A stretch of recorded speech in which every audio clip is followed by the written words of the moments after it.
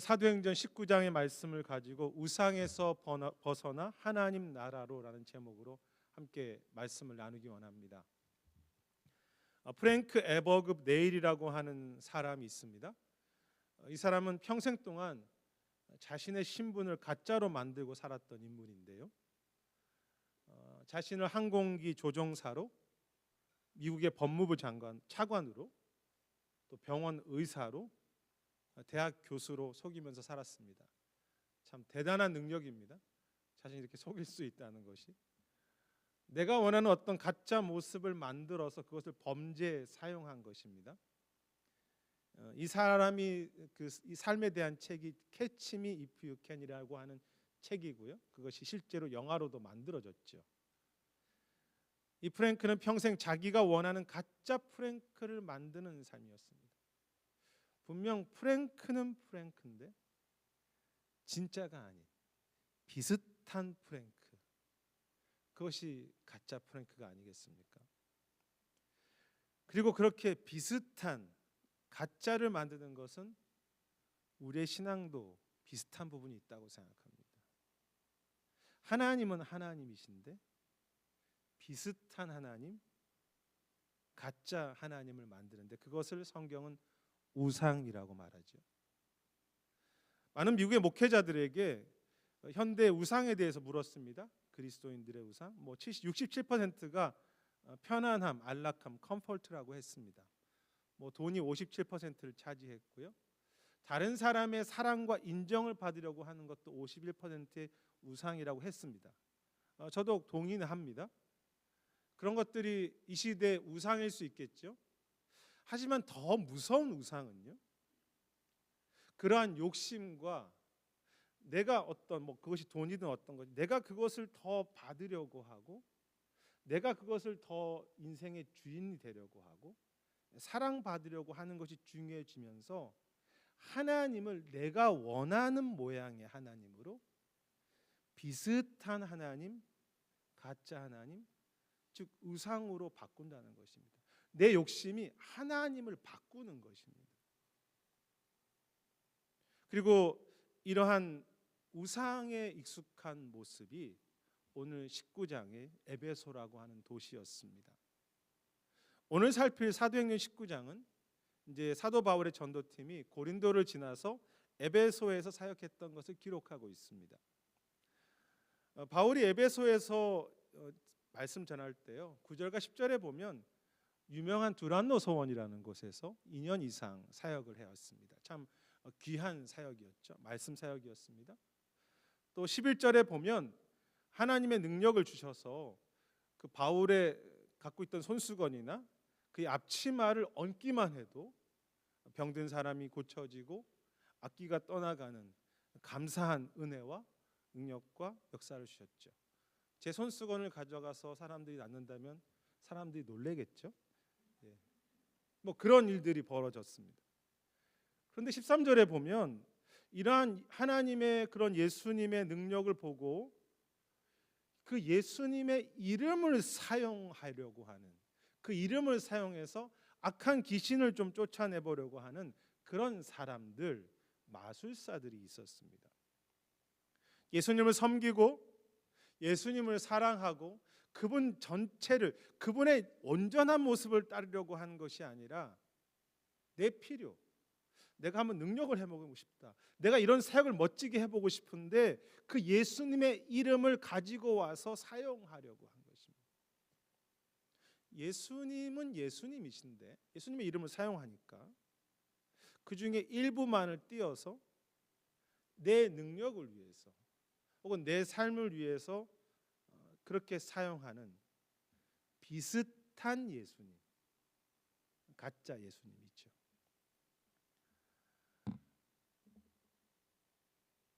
이 마법사들은 예수님이 어떤 분이신지, 그리고 내가 어떻게 주님을 좀 더 사랑하고 동행할지에 대해서는 전혀 관심이 없었습니다. 당연히 그렇겠죠. 단지 그들의 관심은 예수님의 이름의 그 능력, 예수님의 이름의 그 힘이 그들에게 필요했던 것뿐이죠.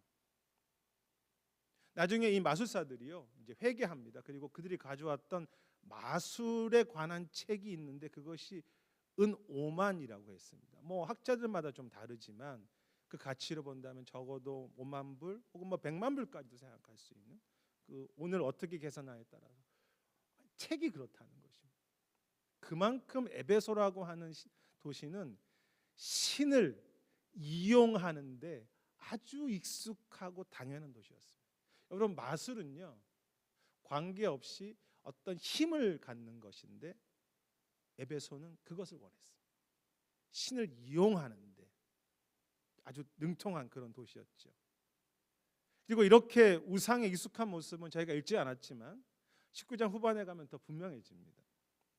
바울은 우상을 만드는 사람들이 있어서 그들에게 그것은 진짜 신이 아니라고 그렇게 가르쳐 주었습니다. 하지만 문제가 된 것은 19절부터에 보면 이 일 때문에 영업에 지장이 생기는 사람들이 생겼어요. 우상을 만드는 사람들이었습니다. 자기의 영업에 손해 본다고 생각하자 이들이 사람들을 동원해서 큰 소동을 일으키는데 바울의 일행을 위협하는 내용이 이제 오늘 19장의 뒷부분에 나오는 내용입니다. 그러면서 28절에 그들이 큰 소리를 지릅니다. 에베소 사람의 아데미여, 에베소 사람의 아데미여라고 그렇게 소리를 지릅니다. 그들이 아주 모여서 크게 아데미 신이여, 아데미 신이여라고 그렇게 외치는 거죠. 막 데모가 일어난 것입니다. 이 아데미는요, 여신으로서 풍요의 신이었고 많은 다산을, 그러니까 생산을 하게 하는 그런 다산의 신이었습니다. 당시 에베소에는 약 5만 명을 수용할 수 있는 큰, 뭐 지금으로 말하면 큰 경기장과 같은 그런 아데미 여신의 신전이 있었다고 합니다. 왜 그들이 그렇게 아데미여라고 그렇게 큰 소리를 부르고 소리를 지릅니까? 내 이익에 지금 큰 손해가 생겨서 내 욕심과 내 가정, 내 자신을 위해서 그 신의, 아데미 여신의 축복과 풍요함과 힘이 필요했던 것이죠. 그런데 그것이 문제가 생긴다고 하자 막 그렇게 크게 소란이 난 것입니다. 에베소 사람들에게 신은 우상에 불과했습니다. 그 신과 교제하고 그 신을 사모하는 것이 아니라, 그것이 뭐 아데미든 뭐 제우스 신이든 어떤 신이든 상관없습니다. 나를 위해서 필요했던 것뿐이죠. 내 자신을 위해서. 그래서 예수님이 능력이 있네, 예수님의 이름이. 그러니까 그 예수님의 이름도 한번 자기가 잘 쓰면 자기를 만족시켜줄 이름 정도로 생각해서 그 이름과 예수님의 축복만을 사용하려고 했던 것입니다. 마술사들이. 아주 완전히 에베소는 우상의 도시였습니다. 하나님을 우상으로 만드는 신앙은 어떤 모습일까요? 하나님을 사랑하고 섬기고 그 주님을 내가 닮아가려고 하는 것이 믿음의 목적이 아니고요. 하나님을 나의 목적과 그 무엇을 해결해 주는 그러한 가짜 하나님, 하나님은 하나님이신데 비슷한 하나님 정도로 만드는 모든 모습을 말합니다. 그렇기 때문에 우리의 신앙 안에는 우상적인 요소가 너무 많이 들어와 있습니다. 결국 내가 다 중심이죠. 내가 왕이 되고 내가 살아가는 것이 더 핵심이고 내가 주인이 되는 모습, 결국 내가 하나님 된다고 할까요? 여러분, 허수아비라고 있지 않습니까? 들판에 사람 비슷하게 모양으로 생긴 것이 허수아비입니다. 그래서 허수아비를 만들고 사람 비슷하게 새들에게 말하는 거죠. 야, 사람이 여기 있어. 그러니 너희 떠나가. 너희 두려워해야 해. 사람 모양은 사람 모양인데 진짜 사람이 아닌. 여러분, 새들도 허수아비에게는 속지 않는다고 합니다. 하나님을 마치 비슷한 모양의 하나님으로 허수아비처럼 비슷하게 만들고 그 허수아비와 같은 하나님을 내가 잘 사용하려고 하는 것, 우상 숭배지요. 반면 진정한 믿음은 어떤 믿음입니까? 내가 삶의 왕의 자리에서 자꾸 내려오는 것입니다. 우리는 아주 본성적으로 내가 왕이지만 그리고 하나님을 인격적으로 섬기는 것이고 하나님이 나의 왕과 주인 되셔서 그분 앞에 내 삶을 자꾸 들여가려고 애쓰는 거죠. 그분을 자꾸 닮아가려고 애쓰는 것이 진짜 신앙입니다. 내가 하나님을 이용하는 것이 아니라 하나님 앞에 내 삶을 바꾸어 가는 것, 그것이 진짜 신앙이죠. 이번 주에 한 영상을 보았는데요. 크리스마스가 되어서 한 아기가 선물을 받았는데 그 포장지가 너무나 큰 선물이었습니다. 근데 그 아이가 그 선물을 열어보자 대충 예상하실 수 있지 않습니까? 먼 곳에서 군생활을 하고 있는 아빠가 거기 들어있었어요. 근데 그 아이가 그 선물을 뜯고 아버지를 보자 너무 놀라면서 막 소리치고 기뻐하고 그 아버지에게 달려가 막 울었습니다. 아버지가 무슨 선물을 가져오는지 관심이 없었습니다. 아버지가 선물이 된 거죠. 아버지가 목적이었습니다. 그 아버지를 끼어안고 기뻐하고 그 아버지면 됐다고 그렇게 함께 그 아버지와 사랑을 나누는 것. 여러분, 그것이 우리 하나님과의 관계에 연결될 때 그것이 진짜 신앙이 되는 거예요. 하나님이 나에게 어떻게 하신지 보다 하나님을 내가 사랑하고 아버지가 가져온 선물이 목적이 아니라 아버지가 선물이 되어주며 그 아버지를 기뻐하고 함께하는 것. 중요한 사실은 이렇게 예수님을 이용하려고 했던 자들에게 사단이 들린 자가 그렇게 말합니다. 15절에 보면 아주 유명한 구절인데요. 내가 예수도 알고 바울도 아는데 너는 누구냐? 예수님과 아무런 관계없이 그런 능력만 사용하려고 하는 것은 죄송합니다. 사단도 알고 비웃는다는 거죠. 야, 그게 너 진짜 신앙이라고 할 수 있니?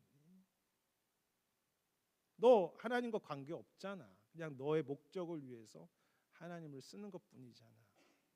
그리고 그 다음 16절에 보면요, 그 악기 들린 자가 이 마술사들에게 달려들어서 상하게 하고 다치게 합니다. 하나님을 내가 원하는 비슷한 하나님으로 만들면 내가 행복할 것 같은데, 여러분, 내 중심으로 살아가면 내가 만족할 것 같은데 사실은 더 아프죠. 그 내가 만든 신에 묶여서 그 하나님이라는 것에 가짜 하나님에 묶여서 내 안에 기쁨이 없는 것입니다. 자유도 없고요.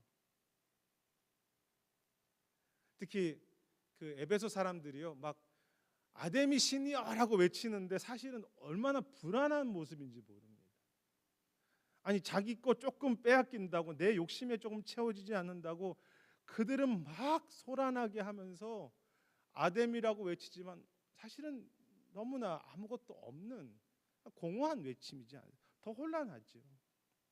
내 욕심에 묶여서 내가 만든 비슷한 하나님을 하나님께서 똑바로 일하실까? 내가 만든 하나님이 내가 만들었으니까, 내가 생각하는 내가 이렇게 하셔야 된다고 생각하니까 그 하나님이 정말 나를 사랑하시는지 늘 저울에 재면서 내가 하나님께 사랑받고 있고 축복받는 건 맞아라고 생각하면서 늘 불안하지요. 왜? 내가 만든 하나님이 나를 정말 사랑하시는가? 하나님이 우리 교회를 정말 축복하시는가? 늘 계산해 봐야 합니다. 혹시 그것이 우리의 교회의 모습과 오늘 내 삶의 모습은 아닙니까? 늘 무엇인가 채우려고 해도 만족하지 못하는 삶과 진정한 평강이 없는 그런 믿음. 일본의 동생이 선교사로 있지만 일본 사람들이 섬기는 신이 약 800만 가지라고 합니다. 뭐 그거 다 외울 수도 없겠죠. 뭐 태양신이 대표적이고요, 바다신, 조상신, 각 가정마다 다 신이 있습니다. 그런데 일본 사람들이 그 신들과 교제하거나 그 신을 닮아가려고 하지 않죠. 그 신을 사랑하지 않습니다. 단지 그 신들이 800만 가지 신들이 필요할 뿐입니다. 자신의 무엇인가를 위해서 오히려 거기에 더 묶여 살죠. 혹시나 내가 신에게 잘못 보일까 봐 두려워서 합니다. 그 신에게 내가 잘 보여야지 그 신이 나를 축복하니까 신을 달래줍니다. 그것이 우리 기독교의 모습이 된 것은 아닌지. 하나님 그런 하나님 아니신데 하나님을 이렇게 작게 만들어 버리는 거죠. 크리스토 라이트라고 하는 분이 쓴 이것이 너희 신이다라는 책이 있습니다. 우상에 대한 책인데요. 이것이 너희 신이다.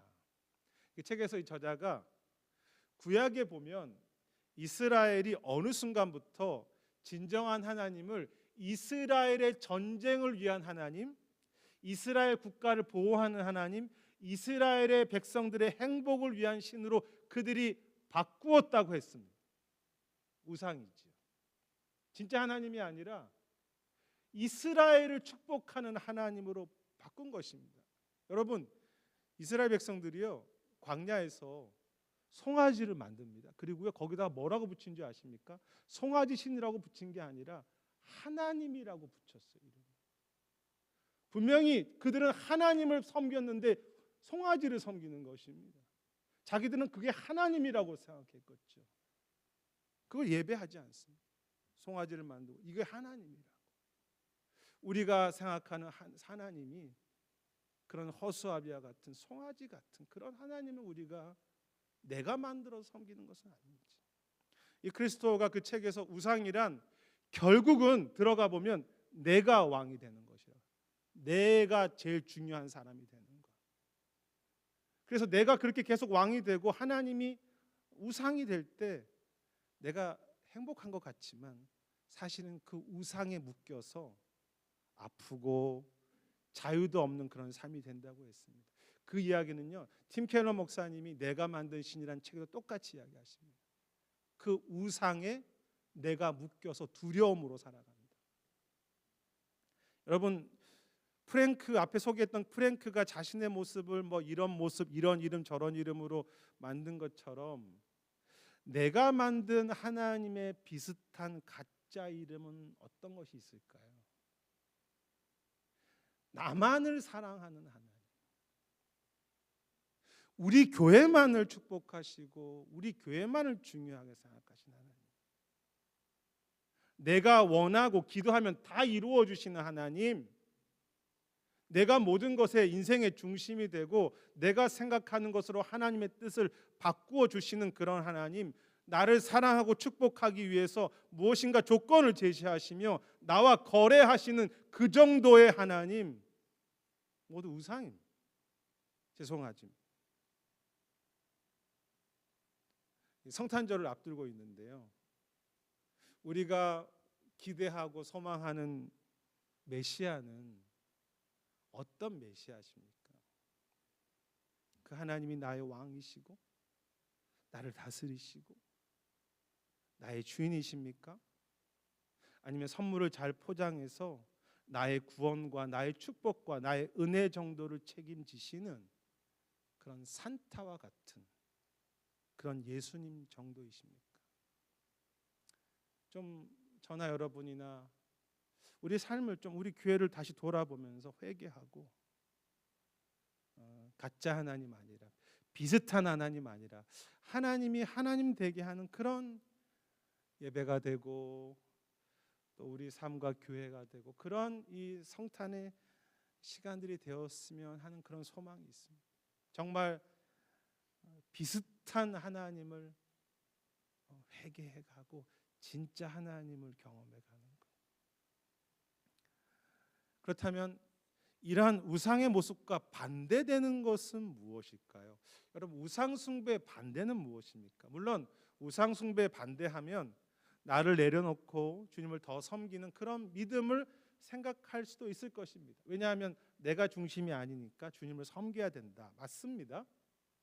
그런데 오늘 이 19장의 그 우상 숭배의 반대의 모습은 좀 그런 것을 넘어서서요, 내가 주님을 잘 섬기는 것, 이런 것이 아니라 그 정도를 넘어서 하나님이 왕 되어 주시는, 하나님의 나라의 능력과 소망과 기쁨이 임하는 것을 보여주시고 계신데요, 우리가 읽었던 8절에 보면 바울은 우상 숭배가 가득한 곳에서 하나님의 나라의 일을 전했다고 했습니다. 여러분, 이 구절이 참 중요하고 이 내용이 중요합니다.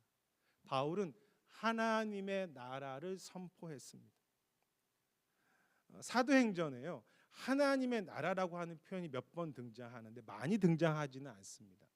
특이한 것은 사도행전을 시작하는 1장 3절에서요, 예수님이 하나님 나라를 전했다고 시작을 하고요, 사도행전의 맨 끝에 나중에 확인해 보세요. 맨 마지막 구절인 28장 31절에서도 바울이 하나님 나라를 전하니라고 그렇게 성경이 맞춰집니다. 즉 사도행전 시작이 하나님 나라로 시작하고 사도행전 마지막도 하나님 나라를 전하는 내용으로 맞춰지는 거죠. 그러니까 다 사도행전 어떤 의미에서 본다면 하나님 나라를 선포하는 것입니다.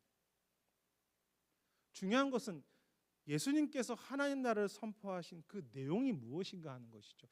하나님 나라가 뭐야? 예수님께서 하나님 나라를 선포하실 때 그 사복음서에 보면 이미 하나님 나라가 우리 가운데 임하셨다고 계속 이야기하십니다. 그리고 내가 너희 가운데 있다면 너희 삶에 때로 어려움과 고통이 있어도 그것이 이미 하나님 나라라고 이야기하죠. 이것이 마태복음, 마가복음, 사복음서에서 이야기하고 있는 예수님의 하나님 나라입니다. 하나님 나라가 너희 가운데 있어. 그리고 내가 있으면 너의 삶에 어떤 모습이 있어도 그것은 하나님의 나라야.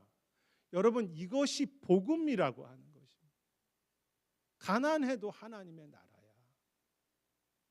여러분, 십자가가 무엇입니까? 내가 죽고 주님이 사시면서 그곳에 진정한 하나님의 나라가 내 안에 들어온 것입니다. 바울은 우상이 가득한 에베소라는 곳에서요, 이미 하나님의 나라가 여기 있다고 말하는 것입니다.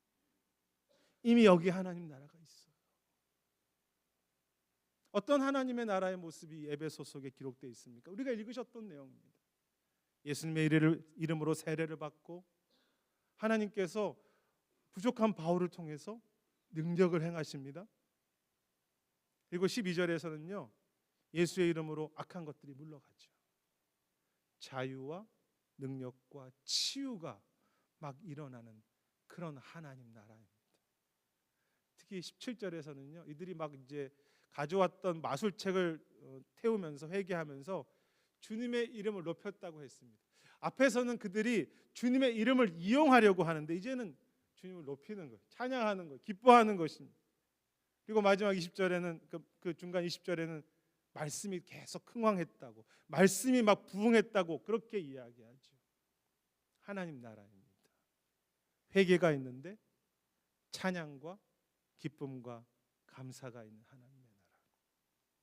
여러분, 우상 숭배의 반대는 무엇입니까? 내가 더 절제하고 섬기는 그런 정도가 아니라 하나님의 하나님 되심이 진짜 되셔서 하나님 나라의 기쁨과 능력과 자유가 임하는 것입니다. 아마 그 다음 슬라이더가 되겠죠. 하나님이 진정한 하나님 되셔서 하나님 나라의 기쁨과 능력과 자유가 임하는 것. 그것이 우상 숭배의 반대입니다.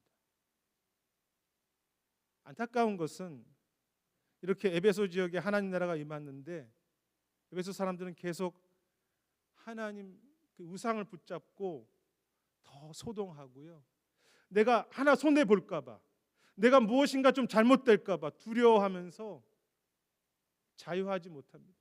이미 바울은 에베소 지역에서 하나님 나라가 여기 있다고 말하지만 어떤 사람들은 그것이 아니라 그 작은 이익에 흔들려서 두려워하고 그 속에 진짜 하나님 나라를 경험하지 못하는 거죠.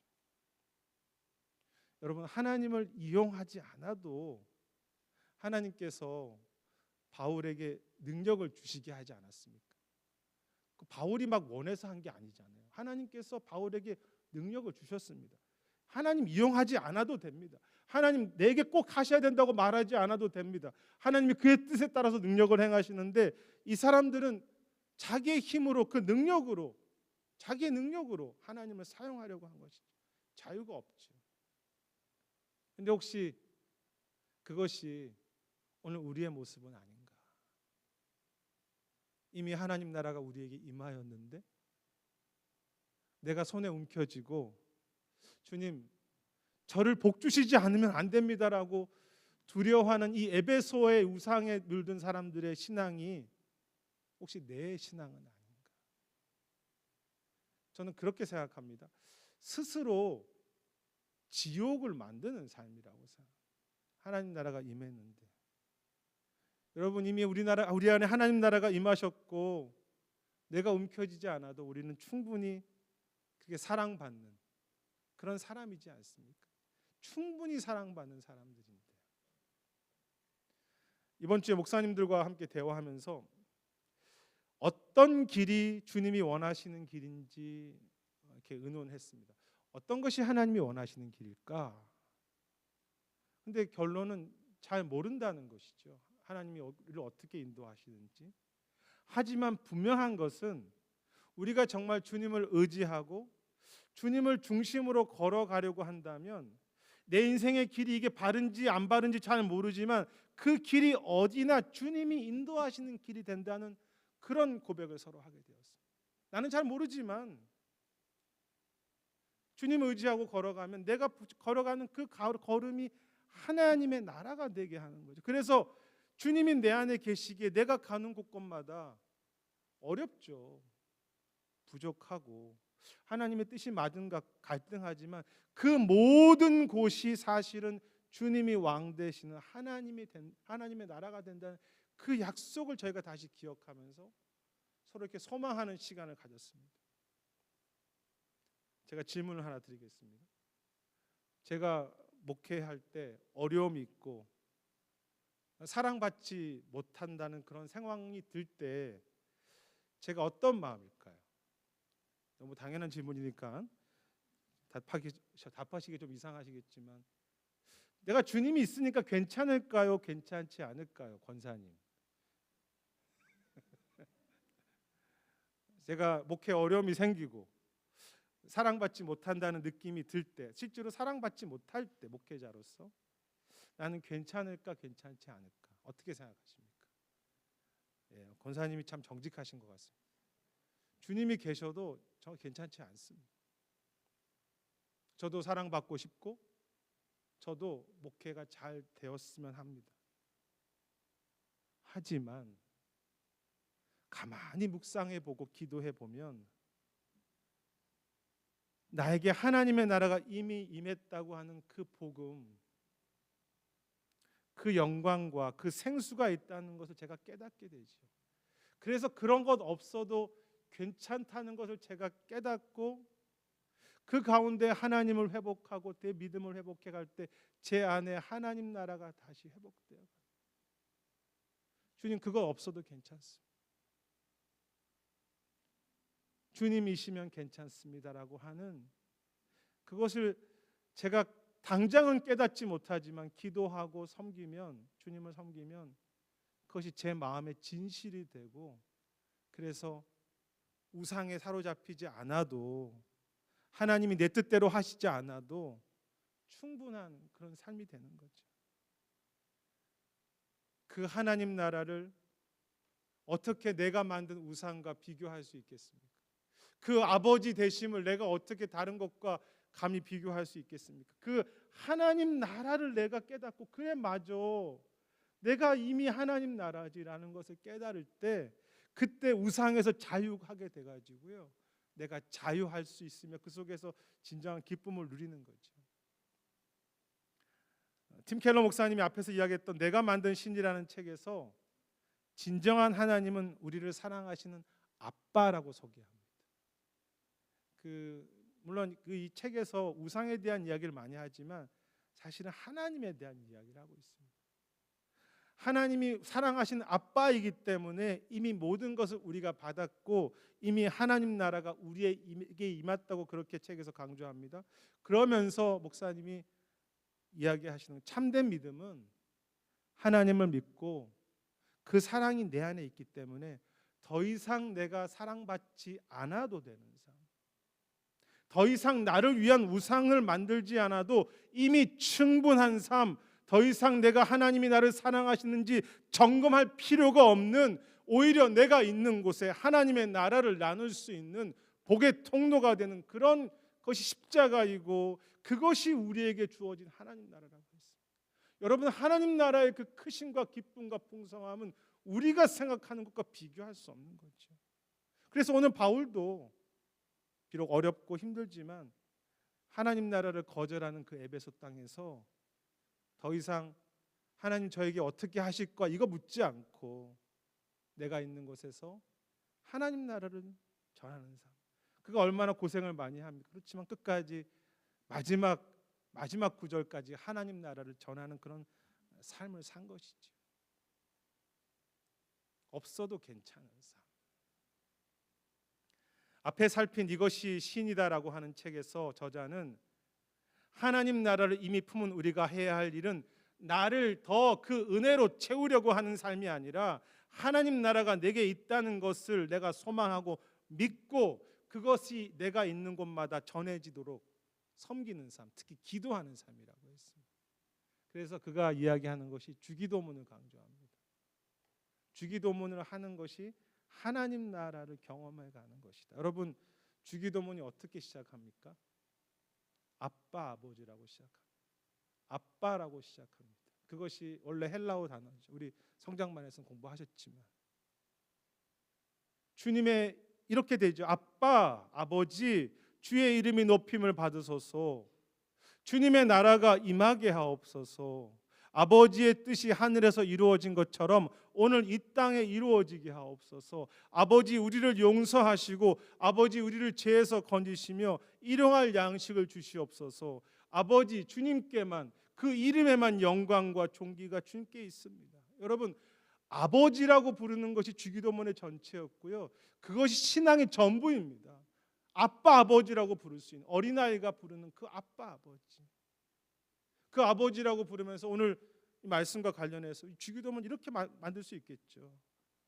아버지, 여전히 우상에 물든 저의 삶입니다. 주님, 참 어렵습니다.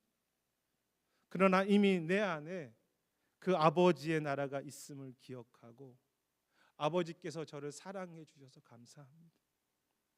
아버지의 이름을 즐거워하고 기뻐하고 높이게 하옵소서.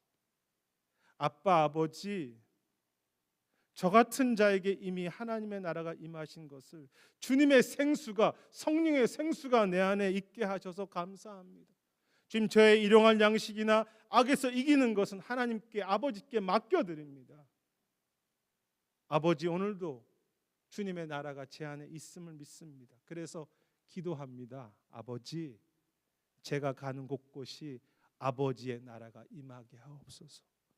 주의 뜻이 이루어지게 하옵소서. 하나님이 하나님 되심으로 참 우상에 물들어서 살아가는 이 세상 속에 자유가 없고 돈에 갇히고 자기 스스로 욕심에 아파하는 세상 속에 주님, 자유가 있게 하옵소서.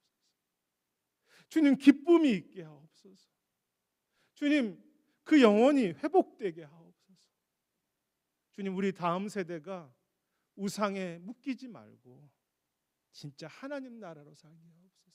주님, 저도 그렇게 살고 싶습니다. 주께서 오신 이 성탄에 다시 하나님의 왕 되심을 선포하기 원하고 주님이 왕 되시는 그 자유와 기쁨과 감사를 주님 전하게 하옵소서.